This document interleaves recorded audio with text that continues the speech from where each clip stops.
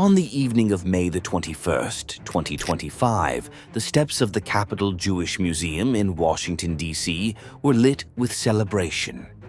Inside, a reception had just ended. Guests filtered out, chatting, smiling, and saying their goodbyes. But as two young adults stepped into the night air, gunfire tore through the calm. Within moments, 26-year-old Sarah Lynn Milgrim and 30-year-old Yaron Lischinsky lay dead. The man accused of pulling the trigger, Elias Rodriguez, allegedly shouted pro-Palestinian slogans as he opened fire, transforming a cultural gathering into a crime scene. Now, prosecutors have charged Rodriguez with murder, hate crimes, and the murder of a foreign official. They say this was no protest, it was a targeted act of hate. And with over 5 million pages of evidence collected, the case is shaping up to be one of the most closely watched federal trials of the year. This is the story of the Capitol Jewish Museum shooting. The lives lost that night belong to Sarah Lynn Milgrim, 26, and Yaron Lischinsky, 30. Sarah was remembered as bright, ambitious, and compassionate. Friends described her as someone who believed deeply in culture, dialogue, and preserving history. She had attended the reception that evening with colleagues, never imagining it would be her last. Yaron had only recently arrived in Washington, working in an official capacity connected to the Israeli embassy. Colleagues called him dedicated and kind, a young professional who carried both responsibility and optimism into his work. Their families would later describe them not as statistics in a headline, but as children, siblings, and friends whose futures were stolen in a single moment. The Capitol Jewish Museum stands in downtown D.C. as a place of memory and education. Its mission is to preserve Jewish culture and history while fostering conversations about tolerance and resilience. On May the 21st, 2025, the museum was hosting a reception that brought together community members, scholars, and international guests. The event was intended to highlight stories of survival and hope, a celebration of heritage in the heart of the nation's capital. But as the evening came to a close, that mission of peace was shattered at its very doorstep. The man accused of ending the night in gunfire was Elias Rodriguez, a 27-year-old whose life, according to investigators, had spiraled into extremism. Court documents and online activities suggest Rodriguez had grown increasingly radical in his views. He voiced pro-Palestinian slogans, but authorities say his actions went far beyond political protest. Prosecutors allege he deliberately targeted the museum event, waiting for guests to exit before carrying out the shooting. To them, it was not the act of a protester, but the calculated violence of a man motivated by hate. Neighbors described Rodriguez as distant, sometimes angry, but not outwardly violent.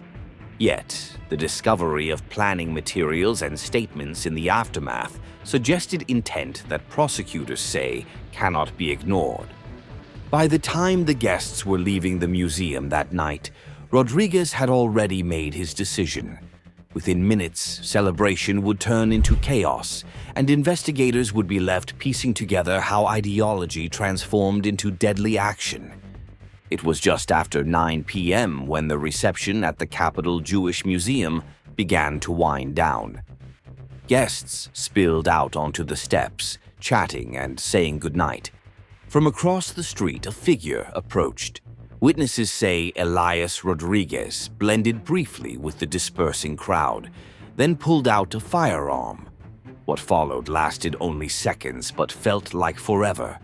Rodriguez allegedly shouted pro-Palestinian slogans, raising his weapon and firing directly into the departing guests. Panic spread instantly.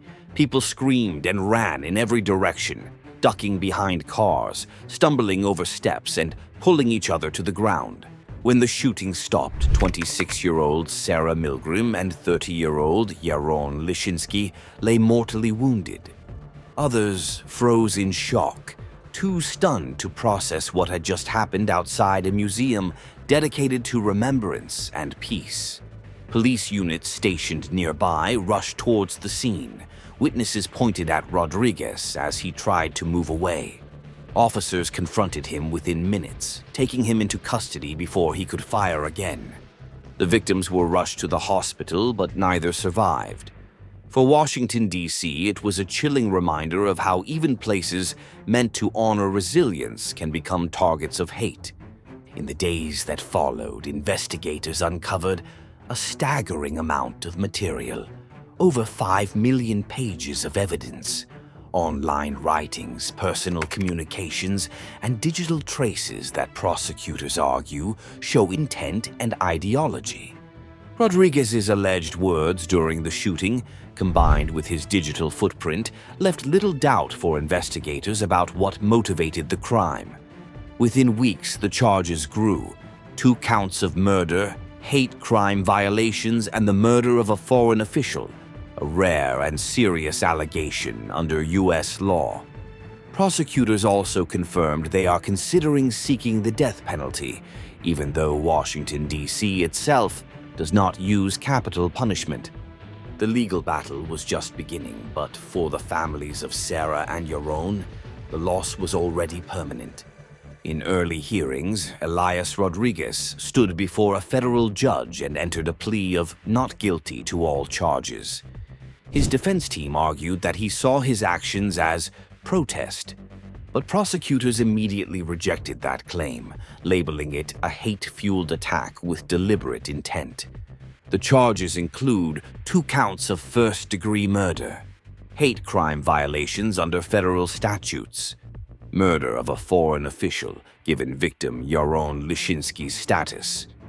What makes the case extraordinary is the penalty prosecutors may seek. Although Washington, D.C. abolished the death penalty decades ago, the federal government still permits it. If convicted under certain charges, Rodriguez could face life without parole or the death penalty. The scale of evidence, over 5 million pages of digital records, communications, and surveillance, makes this one of the most complex federal hate crime cases in recent memory. In the days after the attack, shock gave way to mourning. Outside the Capitol Jewish Museum, candles and flowers covered the steps where the gunfire had erupted.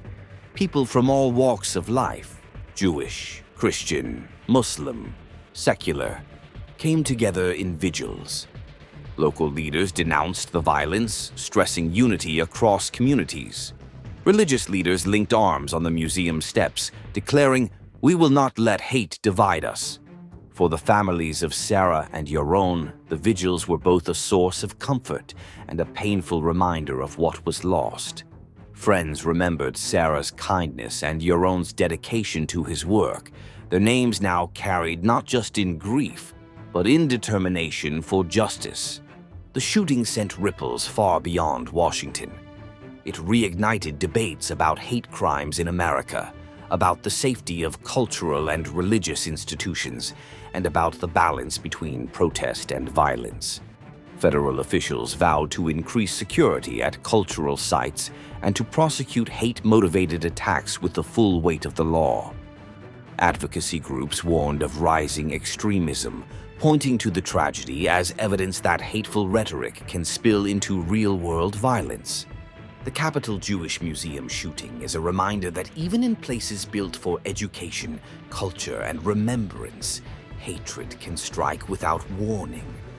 2 young lives were lost, a community was shaken, and a nation was forced to confront once again the dangerous line between expression and violence. The case of Elias Rodriguez will now play out in federal court, but the scars left on families and the city of Washington, D.C. will last far longer. This is the story of the Capitol Jewish Museum shooting, the night celebration turned into tragedy, and the courtroom battle that will determine the fate of the man prosecutors call a hate-driven killer.